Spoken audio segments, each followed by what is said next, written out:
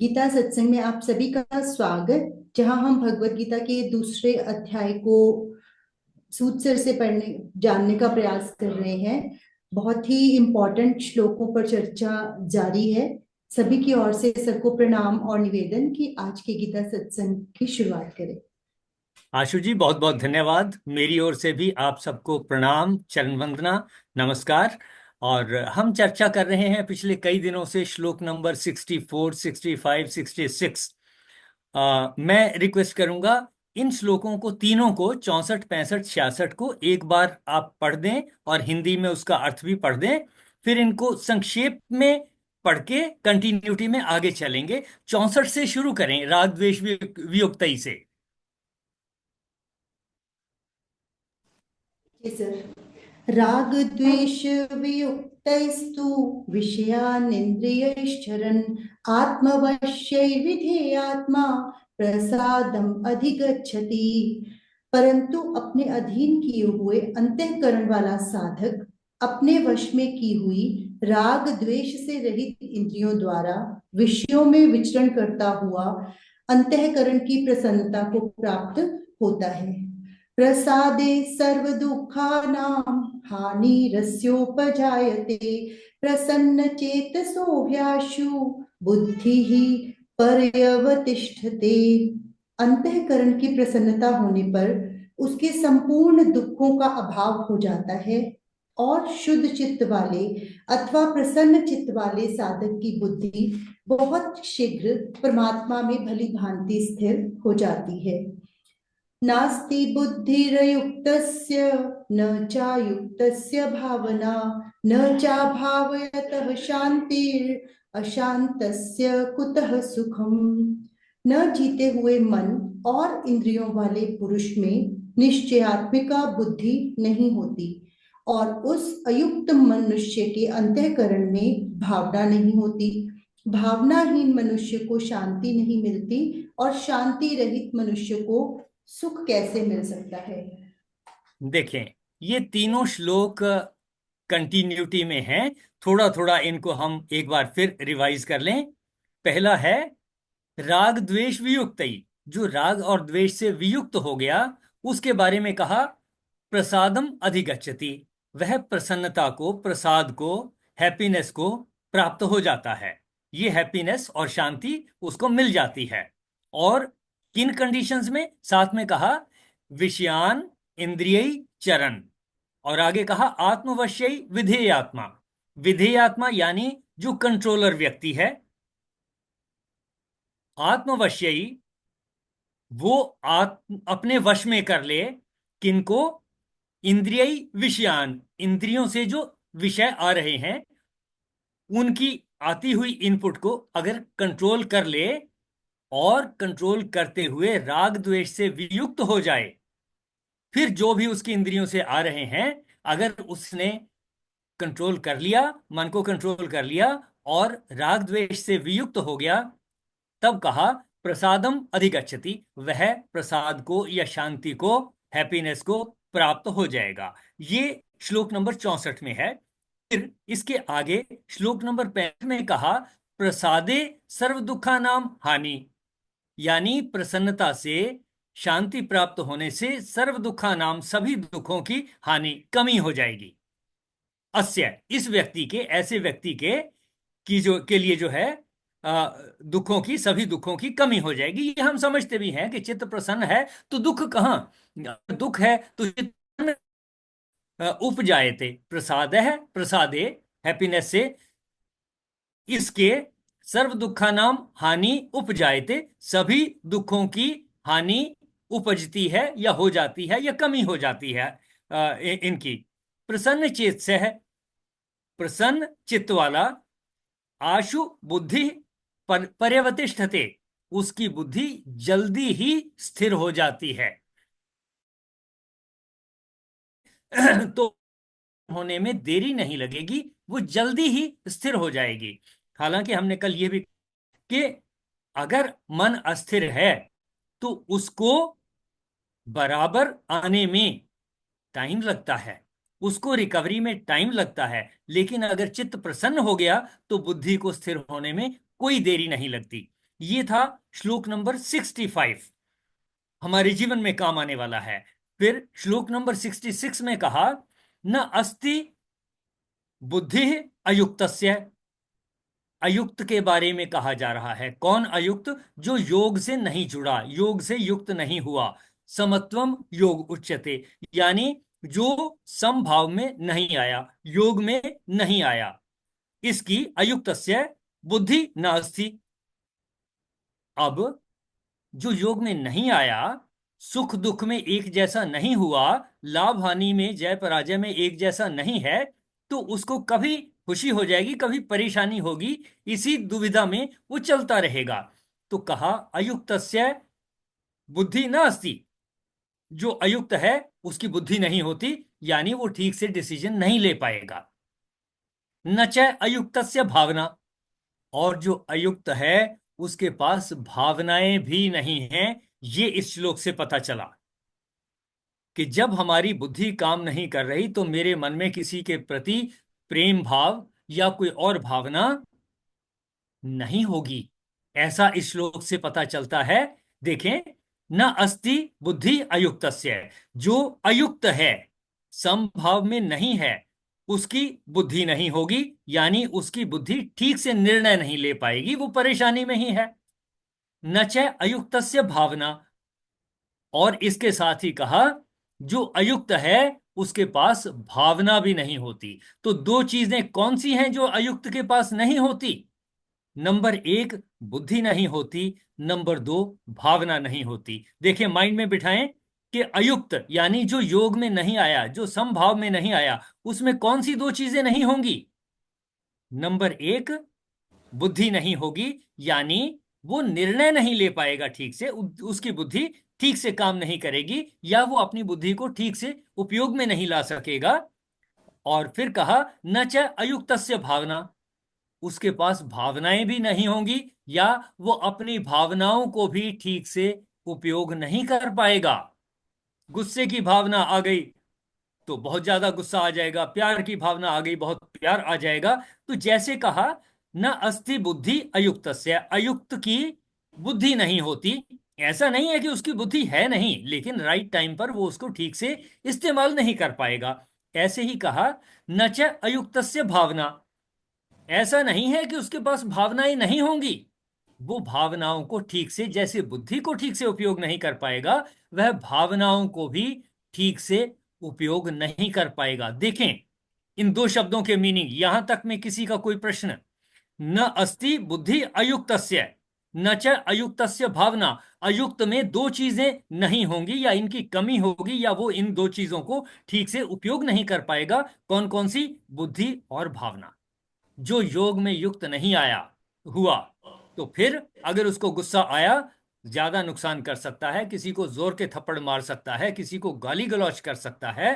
तो अगर ऐसी परिस्थिति है तो घृणा भी तो बहुत ज्यादा हो जाएगी, प्रेम के भाव भी तो वो व्यक्त नहीं कर पाएगा।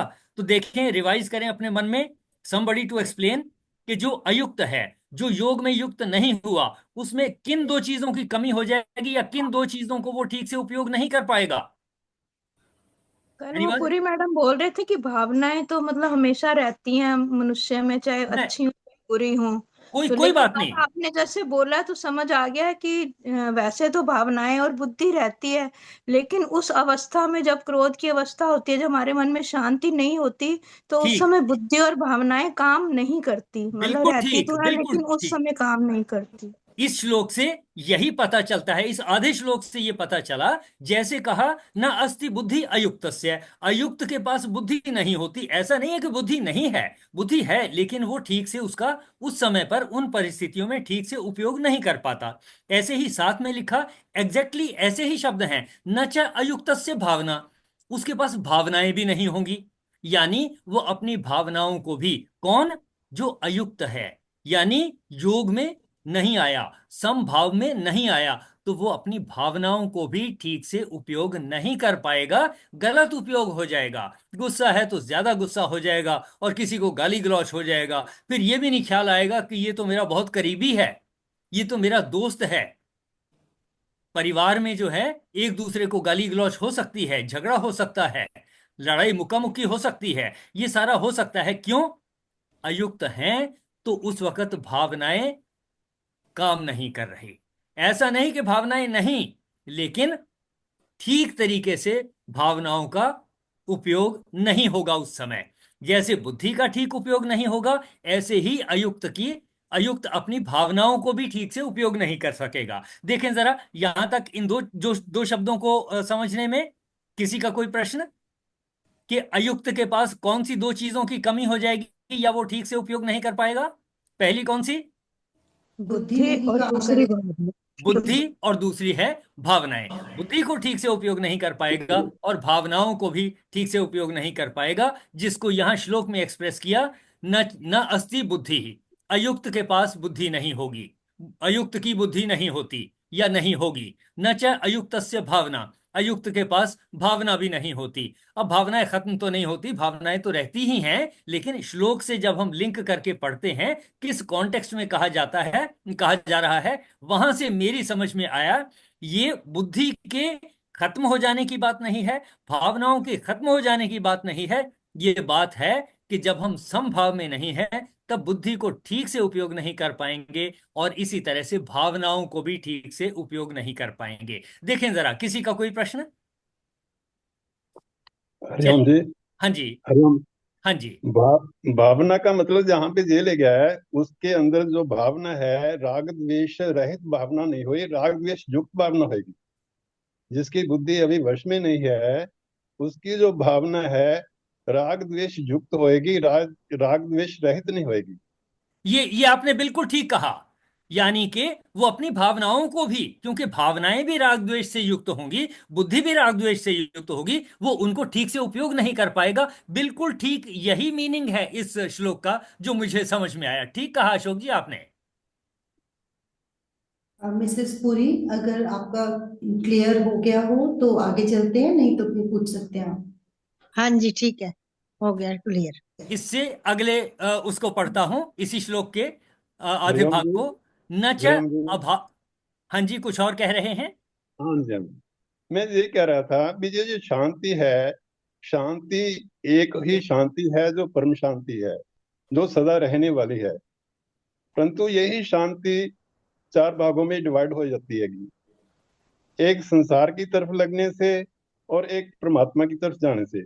जब संसार की तरफ से लगने से तो एक विषय युक्त, मतलब कि जिसके विषयों के, मतलब कि जिसका विषयों के अंदर कोई आदमी त्रुटि समझता है इस शरीर को लेके, जब वो मिल जाती है तो उसको शांति मिल जाती है। जो नहीं मिलती तो वो उसको, मतलब कि उससे परेशान होता है। ये तो होगी विषयों के प्रति, शरीर की, ना के वो दूसरी परम शांति। पर परम शांति तो है उसके अंदर, वो शांति ही उसको, मतलब कि शरीर, मतलब वो, उनका वियोग हो जाता है, चीजों का भी चीज मिल गई तो ठीक है, शांति होगी। एक अंतःकरण की शांति है। अंतःकरण की शांति में यही शांति होती है कि उसको वस्तु मिले या ना मिले, उसको प्रसन्न प्रसन्न रहता है वो हमेशा। एक शांति है अंतःकरण से ऊपर की शांति, जो ना अंतःकरण में है, ना मतलब कि शरीर में है, ना पदार्थों में। वो शांति इससे अलग है। और फिर एक इससे आगे एक शांति है परम शांति। वो शांति सबसे उत्तम शांति है। जब आदमी उस शांति में चला जाता है, ये शांति सारी दूसरी मटेरियल वाली शांति हैं जो सारी मध्य में पड़ जाती हैं। अशोक जी, आपने बड़े अच्छे से विस्तार में बताया कि शांति किस किस तरीके से, किन परिस्थितियों में और कैसी हो सकती है। बहुत अच्छी बात है, इससे हमारी सोच में और विस्तार होना चाहिए। बिल्कुल ठीक, आपने जो इसको खुल करके बता दिया कि जिस शांति की बात हो रही है, उसके बारे में आपने अलग अलग परिस्थितियां, सर्कमस्टेंसेस के बारे में के साथ कोरिलेट करके बताया कि इसके इस तरीके से विभिन्न प्रकार हो सकते हैं। बिल्कुल ठीक। लेकिन पूर्णतः शांति किसी को भी हो जाएगी ऐसा नहीं है।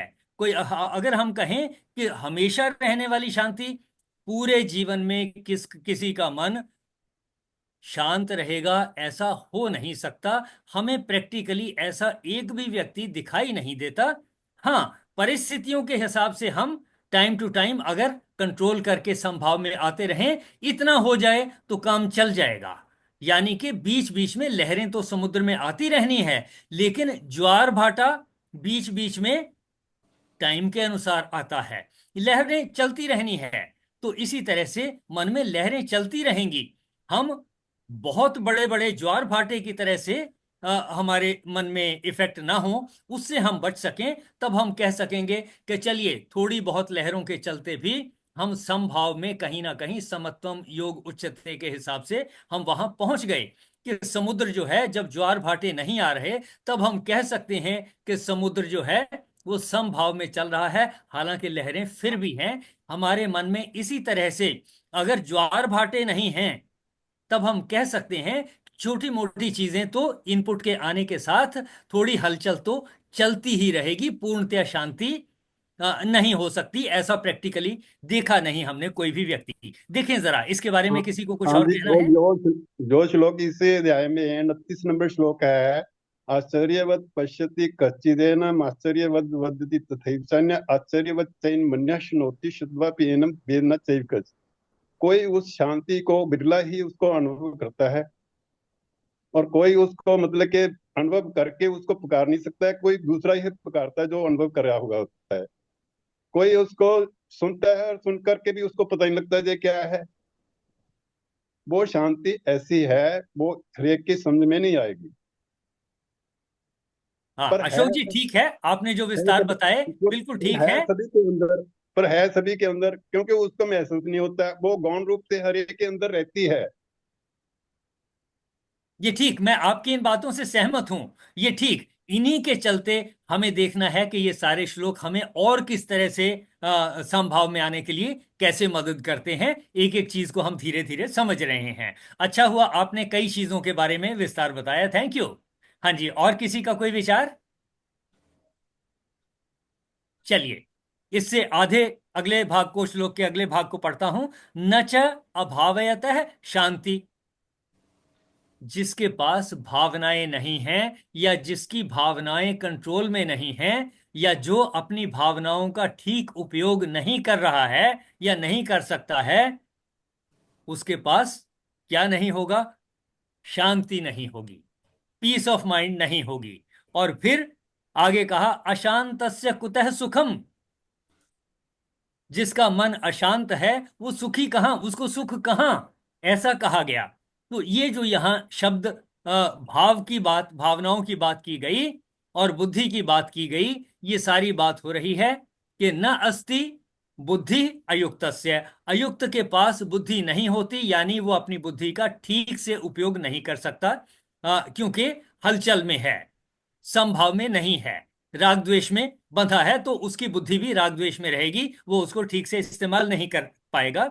न च अयुक्तस्य भावना, वो अपनी भावनाओं को भी ठीक से उपयोग नहीं कर पाएगा, उसके वश में नहीं रहेंगी, वो भी राग द्वेष से लिप्त होंगी। और तीसरा कहा, न च अभावयतः शांति।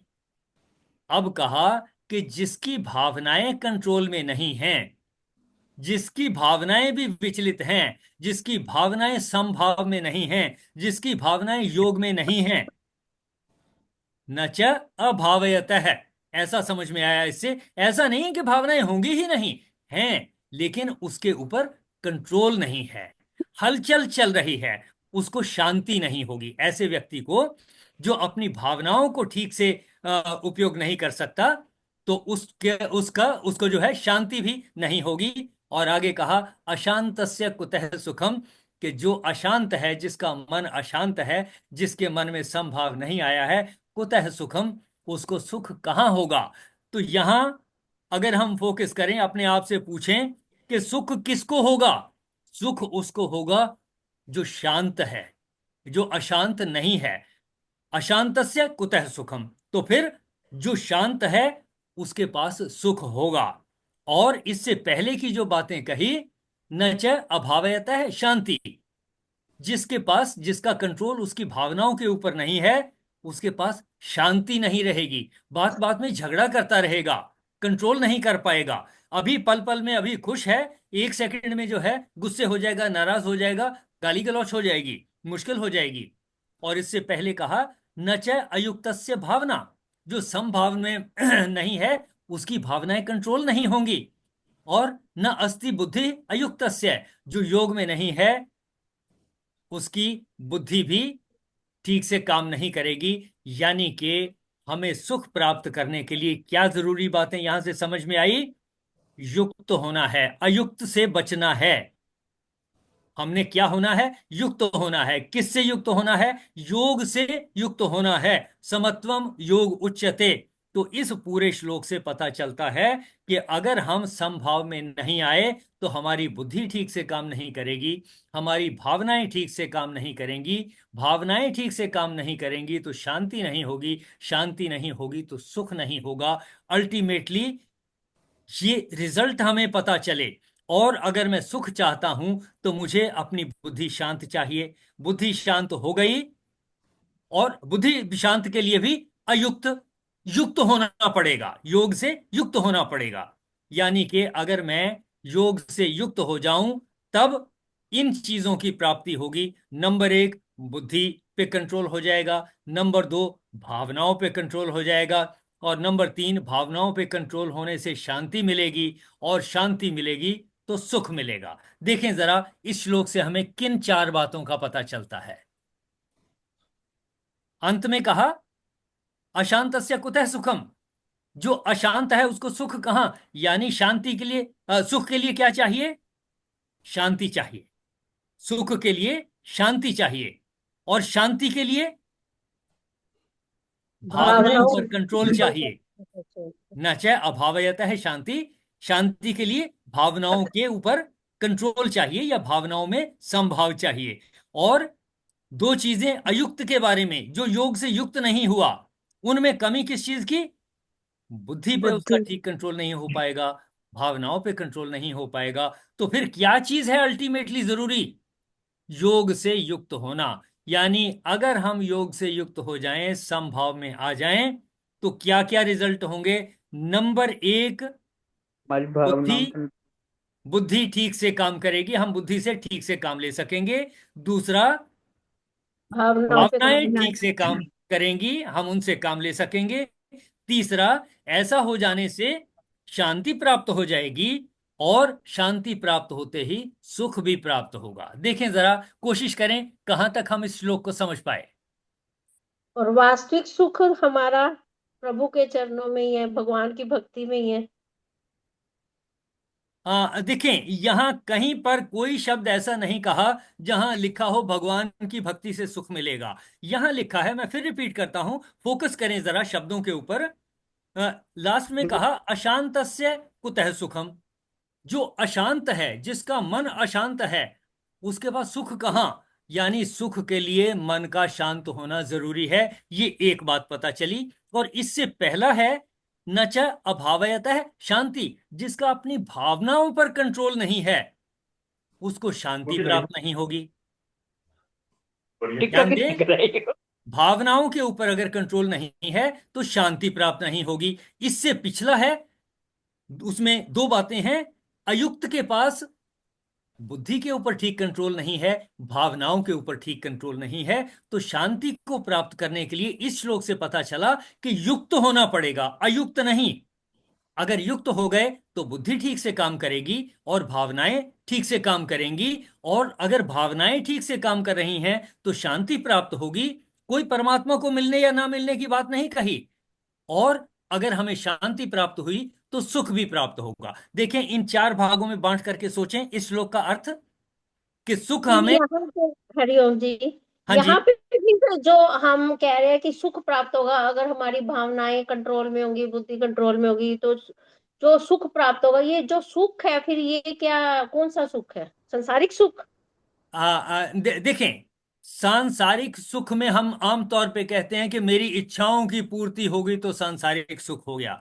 यहां सांसारिक सुख से कोई मीनिंग नहीं है। यहां योग से युक्त होने की बात, योग में स्थिर हो जाने की बात आ रही है। समत्वम योग आत्मिक सुख। उच्यते, कि मुझे सांसारिक सुख जितना भी प्राप्त हो जाए, कम हो या ज्यादा हो, मैं समभाव में अगर हूं, उस परिस्थिति में कहा तब हम युक्त हो गए। अगर युक्त हो गए तो हमारी बुद्धि ठीक से काम करेगी, हम उसको ठीक उपयोग कर सकेंगे, हमारी भावनाएं ठीक से उपयोग कर सकेंगे हम। और अगर हमने भावनाओं का ठीक उपयोग कर लिया तब हमें शांति प्राप्त हो जाएगी।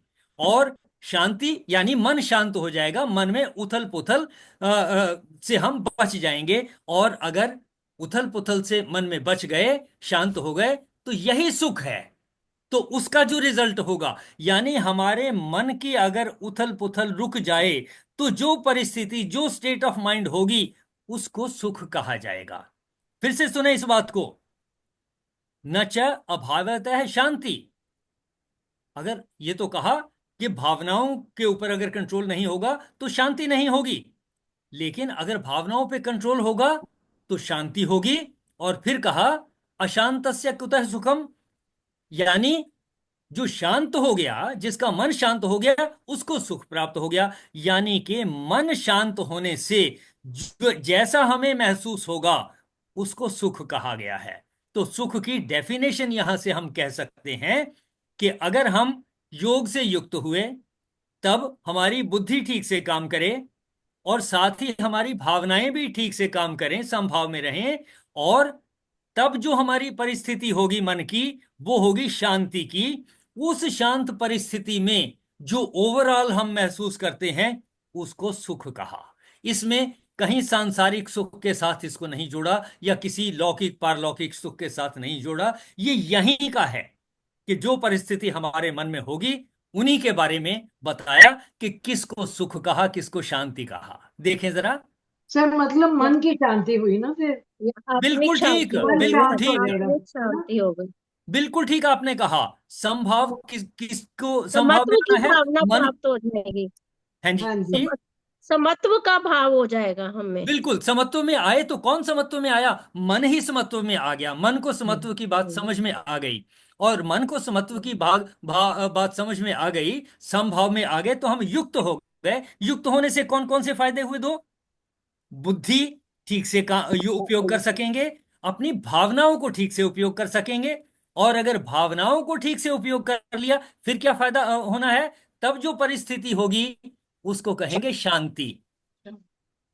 अगर हमने भावनाओं को ठीक से उपयोग कर लिया, तो घर परिवार में अगर हम भावनाओं को ठीक से उपयोग कर रहे हैं, तो जो परिस्थिति होगी, वो उसको कहेंगे शांति।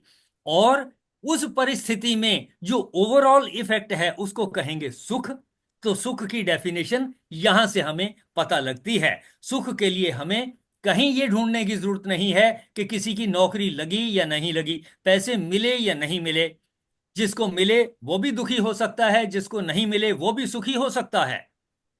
जिसको नौकरी मिली वो भी दुखी हो सकता है, जिसको नहीं मिली वो भी खुश हो सकता है। ऐसा हो सकता है। यानी जिस शांति की बात यहां हो रही है, उसका कोई लेना देना सांसारिक पदार्थों के प्राप्त होने से नहीं है। हां, सांसारिक सुखों को प्राप्त होने के लिए कर्म करें, कोई रुकावट नहीं है।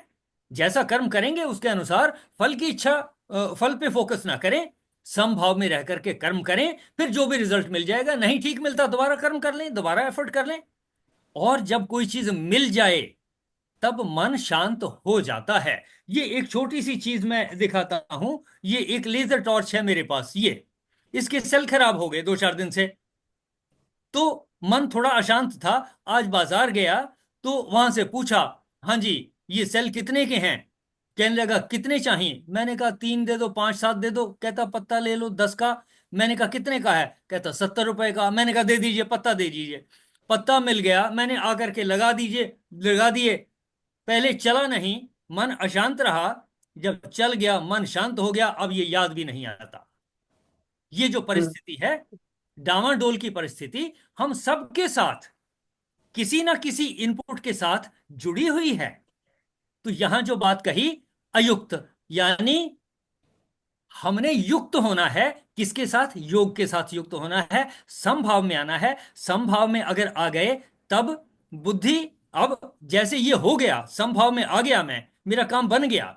अब मुझे वो याद भी नहीं आता है, तो बुद्धि स्थिर हो गई, उसमें हलचल बंद हो गई। मेरी भावनाएं स्थिर हो गई, हलचल बंद हो गई। अब मेरा जो व्यवहार है वो थोड़ा ठीक रहेगा। जब तक वो नहीं हुआ था, तब उथल पुथल थी, तब मुझे कोई रोकता, कुछ किसी और काम के लिए कहता, तो मैं अटकता, ना करता, ना मानता, गुस्सा आता। तो यहां से हमें पता चला कि किसी भी तरीके से हम अपने मन को, अपनी आवश्यकताओं को पूरा करें, डेफिनेटली मन शांत होगा। क्यों नहीं होगा? होगा। ये पता ही लगता है, दिखता है। उसके लिए कर्म करना है, उसके लिए अकेले पाठ से काम नहीं चलेगा, उसके लिए कर्म करें, एफर्ट करके अचीव कर लें उसको। तो यहां से पता चला कि अगर हम समभाव में आ गए तो हम योग के साथ युक्त हो गए। युक्त हो गए तो हमारी बुद्धि शांत हो गई, ठीक काम करेगी, हमारी भावनाएं शांत हो गई, ठीक काम करेगी। और ये जो भावनाओं के शांत होने से जो कुछ हमारे माइंड की स्टेट है, इसको कहा शांति की स्टेट। और इस स्टेट से, शांति की स्टेट से, हमारे एनवायरनमेंट में, आसपास, घर परिवार में, अपने ही मन में जो भी जैसा महसूस होता है उसको सुख कहा गया। ऐसा इस श्लोक से पता चलता है। देखें जरा, कोशिश करें कि यहां से इस श्लोक से हमें कैसे पता चलता है कि सुख क्या है। करें कोशिश। एक्सक्यूज मी सर, ये गुस्से वाली फीलिंग जो आती है उसको भी इससे कोरिलेट कर सकते हैं कि हमें जब गुस्सा आता है किसी चीज पे, बच्चों पे आ गए या किसी तरह भी, तो अगर हम समभाव में आ जाते हैं तो मन शांत हो जाएगा। अगर हम गुस्सा कर लेते हैं तो उससे हम आप ज्यादा दुखी होते हैं, जिसको गुस्सा करते वो कम होता होगा बल्कि। तो ये ठीक है। असर तो दोनों पे पड़ता है, गुस्सा दोनों पे ही करने पड़ता वाले है। पे भी, जिस पे गुस्सा किया गया उस पे भी असर पड़ता है, कम हो ज्यादा हो, असर तो पड़ता है। बिल्कुल ठीक आपने कहा। अगर हम समभाव में आ गए तो गुस्सा कम हो जाएगा, कम नहीं हो आएगा। जाएगा। जितना जितना समभाव में आएंगे उतना गुस्सा कम हो जाएगा, क्योंकि समभाव में होने से हम बुद्धि को ठीक से प्रयोग कर सकेंगे, हाँ जी। भावनाओं को ठीक से प्रयोग कर सकेंगे। अगर मैंने बुद्धि को ठीक से प्रयोग कर लिया और उसके भावनाओं बाद को ठीक से यूज कर लिया तो गुस्सा डेफिनेटली रिड्यूस हो जाएगा, यस। हमारा बिहेवियर चेंज हो जाएगा। और अगर ये दो चीजें हो गई तो जो परिस्थिति होगी, स्टेट ऑफ माइंड तब होगी, उसको कहा जाएगा कि हमारे मन की शांति की शांति आ स्टेट है वो। गई। और उस स्टेट से हमारे आसपास भी, घर परिवार में भी, अपने अंदर भी और घर परिवार में भी जो एनवायरनमेंट और स्टेट बनती है उसको सुख कहा जाएगा। इस श्लोक से पता चला कि मतलब ये सुख। हुआ कि हमें समभाव में रहना चाहिए, कोशिश करनी चाहिए कि अपने आप को बैलेंस रखें, राइट। Absolutely correct. यानी समभाव में आने के ये रिजल्ट होंगे, ये इफेक्ट होगा। और अगर हम ये माइंड में याद रखें कि अगर मेरा मन शांत नहीं है, घर परिवार में शांति नहीं है, लोग एक दूसरे से झगड़ा कर रहे हैं, इसका मतलब समभाव में नहीं है। समभाव में नहीं है, उसकी वजह से कहीं ना कहीं बुद्धि अशांत है, और बुद्धि के ऊपर कंट्रोल नहीं है। उसी की वजह से भावनाओं के ऊपर कंट्रोल नहीं है। ये कंट्रोल ना होने की वजह से शांति नहीं आ रही। अब देखें जरा, ट्राई टू अंडरस्टैंड। सवाल क्या है जिसका उत्तर चाहिए कि सुख कब मिलेगा। इस श्लोक हाँ से जी क्या सर। पता चलता है कि सुख कब मिलेगा? हाँ एनीवन? जी सर। हाँ जी, हाँ जी सर, ये सब समझ आ गया। सुख तभी मिलेगा जब हमारी बुद्धि कंट्रोल में होएगी, भावनाएं कंट्रोल में होंगी, मन शांत होएगा, और तभी वास्तविक सुख मिलेगा। और सुख वो है जो हमारे में समत्व का भाव होगा। हाँ, बिल्कुल हम ठीक, बिल्कुल दुख में ठीक। ज्यादा दुखी नहीं, सुख में ज्यादा खुश नहीं, एकदम बैलेंस बना के लाइफ में चलना है, कोशिश रहेगी। थैंक यू सर, इसका बहुत अच्छा एक्सप्लेन किया। मैं तो वास्तविक सुख यही समझ रही थी कि हम भक्ति में लीन हो जाए, या सांसारिक सुख। देखिए, हम जितना जितना अध्ययन करते हैं उतना हमारी समझ में आते हैं, उतनी क्लैरिटी होती है कि वो समत्वम योग उच्यते। देखें कितने कई श्लोक पहले था वो, लेकिन यहां अयुक्त की बात हो रही है, यानी जो योग से युक्त नहीं है, जो समभाव में नहीं है। तो कहा कि अगर समभाव में नहीं है जो, उसका उसकी बुद्धि जो है स्थिर नहीं है, उसकी बुद्धि को ठीक से इस्तेमाल नहीं कर पाएगा, और भावनाओं को ठीक से इस्तेमाल नहीं कर पाएगा। और अगर इनको ठीक से इस्तेमाल नहीं कर पाता तब उसको शांति नहीं है, और शांति नहीं है तो सुख कहाँ है। अब इसी को विपरीत अगर कहेंगे, अगर शांत भाव में है तो वो अपनी बुद्धि को ठीक से इस्तेमाल कर पाएगा, भावनाओं को ठीक से इस्तेमाल कर पाएगा, तब इन दो चीजों को ठीक से इस्तेमाल कर पाएगा। तो जो स्टेट ऑफ माइंड होगी उसको कहेंगे कि ये शांति की परिस्थिति है। और इस शांति की स्टेट से, परिस्थिति से, जो एनवायरनमेंट में, अपने घर परिवार में, जहां पर भी हम हैं, हमारे आसपास जो जैसा एनवायरनमेंट नजर आएगा, जो भावनाएं नजर आएंगी, वो कहेंगे वो सुख की परिस्थितियां हैं, सुख की स्टेट है, या वो सुख है। देखें जरा, एनीवन एल्स? तो इससे ये समझ आया कि सबसे पहली बात तो हमें युक्त होना है। अगर हम योग युक्त, युक्त का मतलब हुआ कि हम समत्वम योग में आ गए। अगर हम समत्वम योग में आ गए तो उसमें फिर हमें अपनी बुद्धि पे भी कंट्रोल है, अपनी भावनाओं पे भी कंट्रोल है। हमारी भावनाओं पे अगर हमें कंट्रोल है तो हम उससे फिर हमें शांति मिलती है। हमें शांति मिलेगी तो शांति के मिलने से जो एनवायरनमेंट है, जो हमारे आसपास का माहौल होगा, उस माहौल को हम कहेंगे कि ये सुख का माहौल है। और अगर हम अयुक्त हैं तो उस कंडीशन में हम अपनी बुद्धि ठीक से इस्तेमाल नहीं कर सकते, हम अपनी भावनाओं पे कंट्रोल नहीं कर सकते। हम अपनी भावनाओं पे नहीं कंट्रोल कर सकेंगे तो हमें शांति नहीं मिलेगी। हमें शांति नहीं मिलेगी तो फिर सुख का एटमॉस्फेयर तो हो ही नहीं सकता। सुनीता जी, आपने बहुत अच्छे से श्लोक का जो ठीक अर्थ बनता है दोनों तरीके से आपने एक्सप्लेन किया। Very nice, thanks to you. आज की चर्चा हम यहीं तक सीमित रखेंगे। देखें किसी ने कुछ और कहना है या कुछ पूछना है, तो जो भी एक आध मिनट में हम उसके बाद फिर समापन की ओर बढ़ेंगे। गीतांजलि बहन कुछ नहीं बोलते आजकल। जय श्री कृष्ण जी। जय श्री कृष्ण जी। अगर योग ते युक्त हो गए फिर तो योगी बन गए जी हम। ये बिल्कुल ठीक कहा जी आपने। फिर ये तो ये हम जयपाल जी, आपने बहुत ही एक शब्द में आपने सारा कुछ अनंत भर दिया। इसको कहेंगे गागर में सागर। बिल्कुल ठीक। आज मैं बताऊं जी, मैं ऋषिकेश आया हुआ था। आज मेरी बुद्धि ने कम नहीं करा एक मिनट भी। मतलब इतने साधु महात्मा बहुत अच्छे थे, बहुत अच्छा सत्संग हो रहा था। और महाराज जी ने, गीता महाराज जी ने तो वो बोल दिया भी जयगोपाल जी 2 लफ्ज बोल लेंगे। मैं जी, मैनू तो पता भी नहीं था भी मैनू कभी आज तक बुलाएंगे, मैनू तो बोलना भी नहीं आता। मैंने कहा भी अच्छा रफड़ पाया, बुलाया जी मैनू। और बड़े बड़े महाराज जो मुनि बोल रहे महात्मा और ऋषिकेश के हों तपोवन के, मैं बहुत सुंदर बोल रहे थे, बहुत 15-15 मिनट का उनका था। पर मैं मन तो जाने आपके सूसाब याद आ गए, कोई शाम की कोई कद्दी बात हो। मैं तो यही कहा जी, मैंने कहा जो जितना था ने सत्संग सुंदर 15-15 मिनट हर एक ने 5-6 जनों ने सुनाया था वो।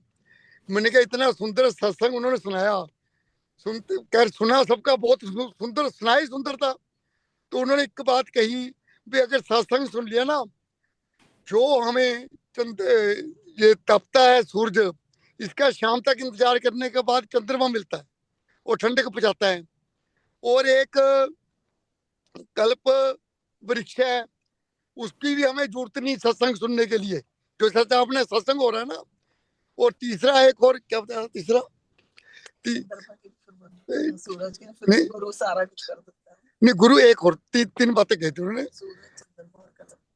सूर्य चंद्रमा कल्प तो सूर्य चंद्रमा तो एक ही था, कल्प भी था और एक कोई बात नहीं, तो जितनी चीजें याद हैं ठीक है, कोई बात नहीं। मतलब उन्होंने कहा भी ये अगर ना भी, गंगा स्नान भी कहा उन्होंने, भी गंगा स्नान भी अगर ना करो और सत्संग कर लो, ये तुम्हारे तीनों पूरे हो जाते हैं। फिर मैंने कहा भाई देखो, कई जने कुंभ नहीं गए, अगर ये सत्संग कर लिया हमारा तो ये भी पूरा हो जाएगा। मतलब आपके सत्संग का मतलब सोच के भी, और उन्होंने भी बातें ये कही थी, एक 2-3 बातें उन्होंने बहुत सुंदर और भी कही हैं। खैर इतना टाइम भी ओवर हो गया। एक पारस के बारे में भी कहा, भाई पारस तो लोहे को तो सोना बना देता है, पर सत्संग से पारस मतलब पारस से ऊपर है। मतलब सत्संग को हमने लेना, चोरी करने वाला चोरी कर ले, सत्संग की चोरी करना सबसे बड़ा मतलब धर्म है।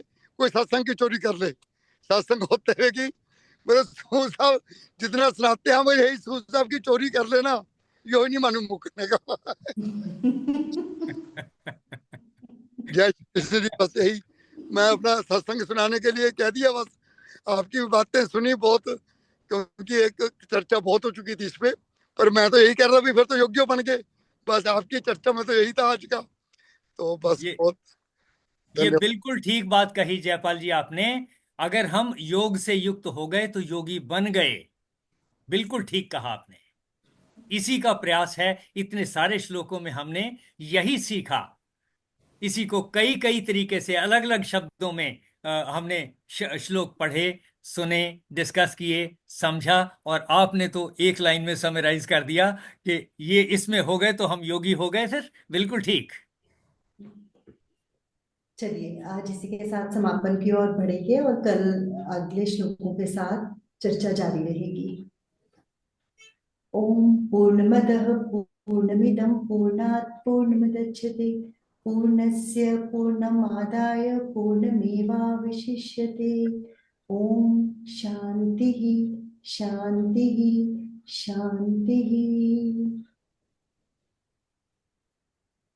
हाँ, देखिए आज की चर्चा बहुत सार्थक रही। इस पूरे पार्टिसिपेशन के लिए, सहयोग के लिए मैं आप सबका आभारी हूँ। मेरी ओर से आप सबको बहुत बहुत धन्यवाद, नमस्कार, प्रणाम, चरण वंदना। Thank you.